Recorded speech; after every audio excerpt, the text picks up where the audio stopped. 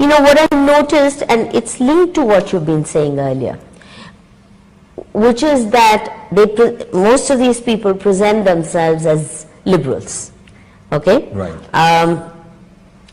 And their critique of Hindu groups is that that's illiberal, that's obscurantism, etc. We are the liberals, right. and we relate to the liberal strand within Hindu tradition, right. and there they find bhakti movement or whatever as their big peg to hang things. Right. But here, the most illiberal thing that I find about Pollock's way of presenting things is that not only does he want to be taken seriously, but what he's saying is, I and people like me alone have the monopoly of interpretation. Well, yeah. Anybody else, within the tradition especially, who does so, is doing it for bad purposes. For example, Sanskrit Bharati. Right. Very disdainful towards the attempts of Sanskrit Bharati. And any attempt by BJP, these kind of people, Exactly. Sort of like it is, then they're killing Muslims, they've done this, Yeah. so they're tainted people. And whatever they're doing is to be really hit hard because they're tainted people and they're bad. They're tainted people because they're Hindu. Right. Basically, Right. even the Ramanand Sagar Ramayana Right. on the television serial, the whole theory is that it was done for with bad ends in view. They wanted to get BJP in power. And promote obscurantism and women's oppression and training women to accept a subsidy. Right. I mean, that's the whole. So let's say whatever the aims and ends be, but the fact that nobody within the tradition should even have the right to own these texts, do with them what we like, who the hell, why do we need your permission or certification? But you know, that liberalism also is lacking. But I would say I also blame the traditional people for not sticking the neck out.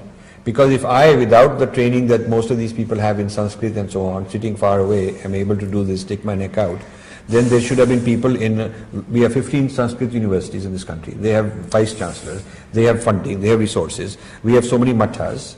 Now one of the biggest mathas are about to sell out to them, this whole Shringeri thing. Because they are in awe that these guys are better than us and we will be in good hands because they'll look after us and New York jayenge, they'll look after and we'll get VIP treatment. All that kind of stuff is also part of it.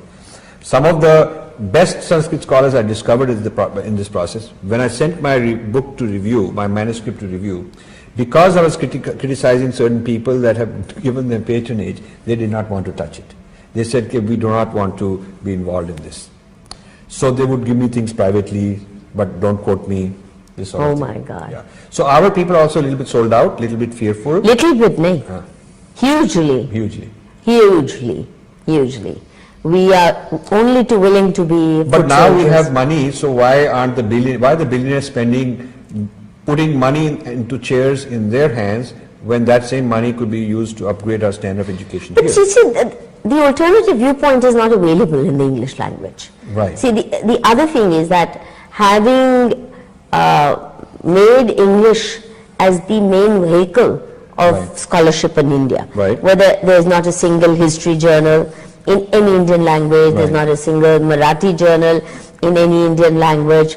It has to be all in English. Right. Now, if Rohan Murthy, who gave this money, has to access or express his admiration or commitment to this heritage, who does he go to?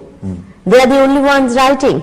And if you write any other which way, you won't get published. So you completely...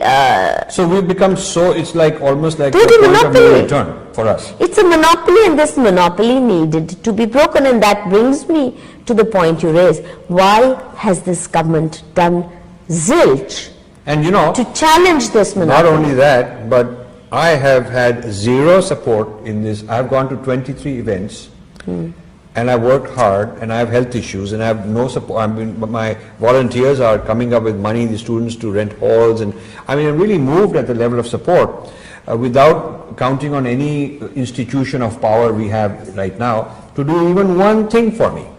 And so I'm doing it in spite of all that for my passion.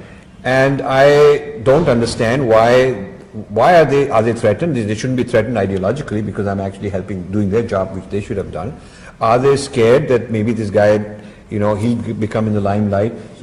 My feeling is that the guys at the very top probably don't know this, and the people who are sort of a little bit below them would rather get into things which they can claim credit for. They can look like they're very smart.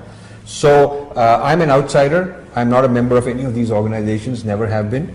So I'm just somebody that can be ignored on the side, and they can sort of pick my brain. And without mentioning names, one of the major political parties invited me to lunch a couple of days ago with their 10 or 12 spokespersons sitting around, and each of them wanting to get tutored. कि अच्छा हमको ये प्रश्न पूछा जाता है तो what is your विचार, क्या कहना चाहिए? And I said, I'm not here to tutor you, a private coach and all that. I've come here to ask you, large part of your people come and learn from me, they attend my events, they buy my books, and I'm very helpful to them, and they're very grateful to me. But you as the leaders, what have you done for me?